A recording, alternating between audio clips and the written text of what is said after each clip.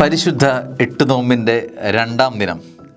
ലൂക്കാ സുവിശേഷം 1-ാം അധ്യായം 38-ാം വാക്യം. മറിയം പറഞ്ഞു, ഇതാ കർത്താവിൻ്റെ ദാസി, നിന്റെ വാക്ക് എന്നിൽ നിറവേറട്ടെ.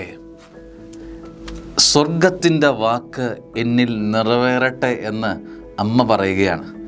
സ്നേഹമുള്ളവരെ, ഹിതങ്ങളൊക്കെ നിറവേറുക, അത് സ്വർഗീയ ഹിതങ്ങളൊക്കെ നിറവേറുക തന്നെ ചെയ്യും.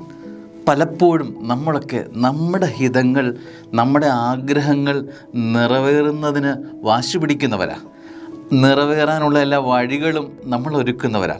പക്ഷേ സ്വർഗീയ ഹിതങ്ങൾ ജീവിതത്തിൽ നിറവേറപ്പെടണമെന്ന് വാശി പിടിച്ചവളുടെ പേരാണ് പരിശുദ്ധ കന്യക മറിയം. എൻ്റെ ജീവിതത്തിൽ, എൻ്റെ തലയിൽ, എൻ്റെ ബുദ്ധിയിൽ, എൻ്റെ ആലോചനയിൽ വരിയുന്നതൊക്കെ നടപ്പാക്കണമെന്ന് നമ്മൾ വാശി പിടിക്കുമ്പം സ്വർഗീയ ഹിതങ്ങൾ ജീവിതത്തിൽ നിറവേറപ്പെടണ്ടേ? സ്വർഗീയ ഹിതങ്ങൾ മാത്രമേ നിറവേറുകയുള്ളൂ. സ്നേഹമുള്ളവരെ, ചില ഹിതങ്ങളൊക്കെ പാളിപ്പോകുന്നതിൻ്റെ കാര്യവും അത് ഫലശൂന്യമായി നിൽക്കുന്നതിൻ്റെ കാര്യവും നിരാശയുടെ വക്കിലേക്ക് നമ്മളൊക്കെ നടന്നു പോകുന്നതിൻ്റെ കാര്യവും പലപ്പോഴും പല ഹിതങ്ങളും സ്വർഗീയ ഹിതങ്ങളായിരുന്നില്ല എന്നത് ഒരു വൈകിയ തിരിച്ചറിവല്ലേ?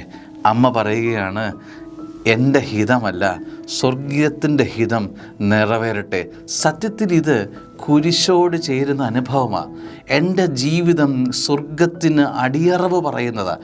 എൻ്റെ ജീവിതം മുഴുവൻ സ്വർഗീയ ഹിതങ്ങൾ ചുറ്റപ്പെട്ടതാണ്. ഇനി ഞാനിവിടെ ഇല്ല, ഞാനിവിടെ സീറോയാണ്. ഇനി എൻ്റെ ജീവിതത്തിൽ നിറവേറുന്ന മുഴുവൻ എന്തൊക്കെ സാധ്യമാകുന്നോ അതെല്ലാം സ്വർഗീയ ഹിതങ്ങളാണ് എന്ന് അമ്മ അടിവരയിടുമ്പോൾ, സ്നേഹമുള്ള ദൈവവൈതലെ, നിൻ്റെ ജീവിതത്തിൽ നിറവേറണമെന്ന് നീ വാശി പിടിക്കുന്നതൊക്കെ നിൻ്റെ ഹിതങ്ങളാണോ, സ്വർഗീയ ഹിതങ്ങളാണോ? അമ്മ സ്വർഗത്തിൻ്റെ ഹിതം നിറവേറാൻ വാശി പിടിച്ചതുപോലെ ഞാനും ഇന്ന് പകൽക്കാലം ഒരു വാശിയിലാണ്.